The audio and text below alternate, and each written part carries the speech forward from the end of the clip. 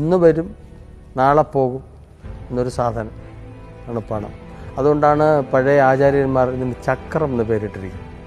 ശ്രീപത്മനാഭൻ്റെ 10 ചക്രം ഉണ്ടെങ്കിൽ ജീവിച്ചു പോകാമെന്നൊക്കെ ഇവിടെ ഒരു ചൊല്ല് തന്നെ ഉണ്ട് തിരുവനന്തപുരത്ത്. ശ്രീപത്മനാഭൻ്റെ ചക്രം എന്നാണ്. ചക്രം ഉരുളുന്ന സാധനമാണ്. ചക്രത്തിൻ്റെ ഒരു ഗതി എന്ന് പറഞ്ഞപ്പോൾ ഫിസിക്സോ ഒക്കെ അറിയാവുന്നവർക്ക്, അല്ലെങ്കിൽ അതറിയാം സയൻസ് അറിയാവുന്നവർക്കറിയാം. ഒന്ന് മുമ്പോട്ട് ഉരുട്ടി വിട്ടാൽ ഏത് ദിശയിലേക്ക് അത് പോകും, എങ്ങനെ തിരിഞ്ഞ് ഏത് ഭാഗം തിരിഞ്ഞ് വീഴുമെന്ന് നമുക്കറിയില്ല. ഒരു സ്ട്രെയിറ്റ് ലൈനിൽ ഒരിക്കലും ഒരു നാണയത്തിന് ദീർഘനേരം സഞ്ചരിക്കാനാവില്ല. സ്വതവേ അല്ലൊരു മെഷീൻ കൊണ്ട് വേണമെങ്കിൽ പ്രവർത്തിപ്പിക്കാമെന്ന് തന്നെ. അപ്പോൾ അതിനെ റോഡുമായിട്ട് ബന്ധിപ്പിക്കണം.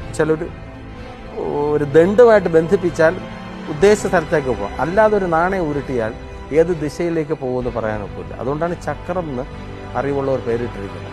ഇന്ന് എൻ്റെ കയ്യിൽ, നാളെ ഈ ചക്രം ഇവിടെ നിന്ന് ഉരുളും.